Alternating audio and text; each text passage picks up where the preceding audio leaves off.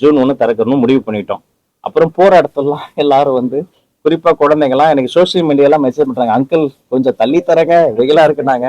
அப்புறம் மாண்புமிகு தமிழக முதலமைச்சரை போய் நான் பார்க்க போயிருந்தேன். பார்க்க போயிட்டு உட்காந்து பேசிட்டு இருக்கும்போது பல விஷயங்கள் பேசும்போது அப்படியே உட்காந்துருந்தேன். என்னப்பா அப்படின்னாரு. இல்ல இந்த மாதிரி பசங்களாம் கொஞ்சம் ஸ்கூல்ல தள்ளி திறக்கலாமான்னு கேக்குறாங்க அப்படின்னா, யார் கேட்கறதுனாரு. இல்ல என் பையனை கேக்குறான், வெயிலும் அதிகமா இருக்கு, ஐஎம்டிலையும் செக் பண்ணேன், ரொம்ப எக்ஸ்ட்ரீமா இல்லனால கொஞ்சம் இருக்குன்றாங்க. அப்புறம் அந்த டீஹைட்ரேஷன் ஆகும் அதெல்லாம் இருக்குன்னு சொல்லும் போது, சரிப்பா ஒரு 3 நாள் தானே, பசங்க வந்து அந்த 3 நாள் படிப்பை சேர்த்து அவங்க படிச்சிருவாங்க.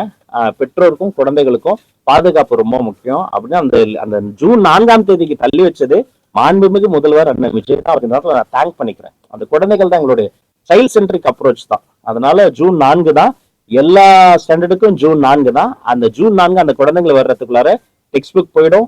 ரேயான் பென்சில்ல தொடங்கி கிளாஸ் ரூம் வரைக்கும் அந்த சேஃப்டி ப்ரோட்டோக்கால்லாம் ஃபாலோ பண்ணப்பட்டுரும்.